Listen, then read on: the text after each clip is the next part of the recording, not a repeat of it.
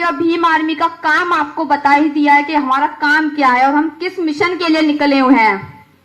पर मैं फिर भी अपने बहुजन समाज के भाइयों से आपसे यही कहना चाहूंगी कि जब हमारी बरसों पहले लड़ाई किसने लड़ी थी?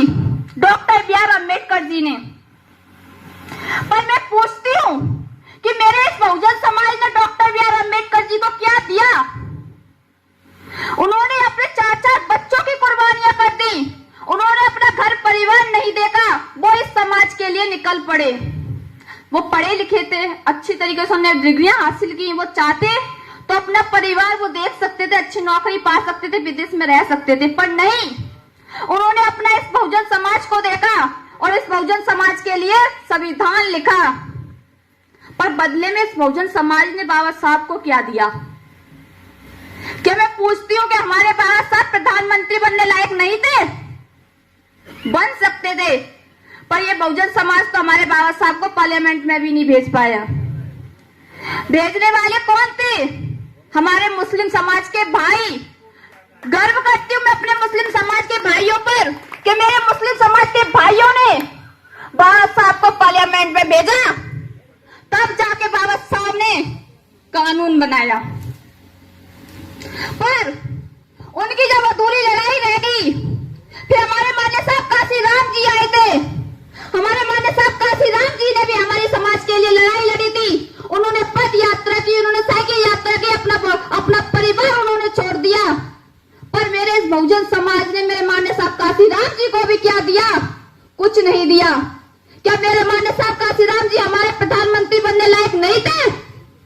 बनने लायक थे, पर मेरे इस बहुजन समाज ने उनको भी प्रधानमंत्री नहीं बनाया। पर अब उनकी अधूरी लड़ाई लड़ कौन रहा है? महत्व बात यह है, उनकी अधूरी लड़ाई हमारे बड़े भाई चंद्रशेखर आजाद जी लड़ रहे हैं, जो जमीनी स्तर से लड़ रहे हैं, जिन्होंने अपना घर परिवार त्याग दिया, जैसे हमारे बाबा साहब माए साहब काशीराम जी ने त्याग दिया था। पर लोग कहते हैं कि चंद्रशेखर तो राजनीति करता है, वो तो युवा लड़कों पर मुकदमे लगवाता है। पर मैं कहती हूँ कि हाँ, मेरे बड़े भाई चंद्रशेखर आजाद जी राजनीति करते हैं, मेरे भीम आर्मी के लोग राजनीति करते हैं, क्योंकि हमें सत्ता में आना, हमें दिल्ली की गद्दी पर बैठना, हमें दिल्ली की गद्दी पर नीला झंडा फहराना। इसलिए भाई चंद्रशेखर आजाद जी राजनीति करते हैं, क्योंकि उन्हें दुख होता है इस बात का कि मेरी बहनों पर अत्याचार हो रहा है, मेरे भाइयों पर अत्याचार हो रहे हैं। इनका बदला सिर्फ लिया जा सकता है तो सत्ता में आकर ही लिया जा सकता है। सत्ता से दूर रहकर आप कभी भी मनुवादी लोगों को जवाब नहीं दे सकते हो। इसीलिए मेरे चंद्रशेखर भाई सत्ता में आना चाहते हैं। और जो लोग कहते हैं कि चंद्रशेखर तो युवा लड़कों पर मुकदमे लगवाते हैं, तो मैं उनसे कह देना चाहती हूँ कि मुकदमे लगना ना, ये तो इतिहास भी गवाह है कि जो लोग गुलामी पसंद नहीं करते उनको मुकदमे आपसे आपको जरूर मिलेंगे। अरे इस बात का तो इतिहास भी गवाह है। हमारे भगत सिंह जी, हमारे भाई चंद्रशेखर जी, हमारे भाई सुखदेव जी, इन लोगों ने अंग्रेजों की गुलामी स्वीकार नहीं की थी, इसलिए ऊपर मुकदमे भी हुए, देश के लिए शहीद भी हुए।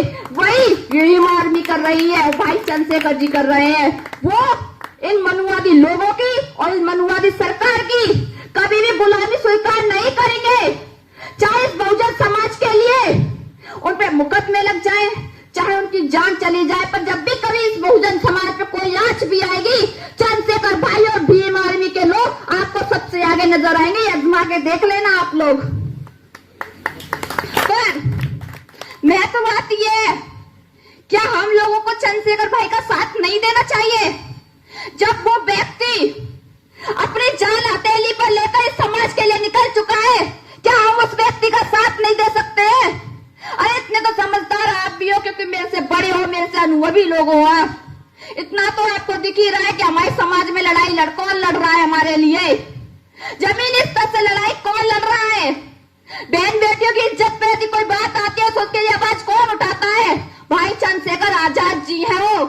उन पर गोलियां भी चल रही है, उन पर मारने के लिए प्लान भी बनाया जा रहा है। अभी भाई विनय रतन भाई जो भीम आर्मी के राष्ट्रीय अध्यक्ष जी हैं, उन पे भी जानलेवा हमले की कोशिश की जा रही है। कई दिनों से हमारे नेताओं को मारने की कोशिश की जा रही है। तो मेरे भाइयों, मैं आपसे यही कहूंगी कि इधर उधर की बातों में ना आकर अपना फैसला स्वयं चुने, क्योंकि ये नेता लोग सिर्फ वोट के समय आपके पास आते हैं और कहते हैं कि ये मेरे ताऊ जी है, कि मेरी ताई है, कि मेरी चाची है, कहकर आपके पैरों में भी पड़ जाते हैं और आपके गले भी लग जाते हैं। क्या फिर आप इनको वोट भी दे देते हो? क्या फिर बाद में ये आपको पूछते हैं? नहीं।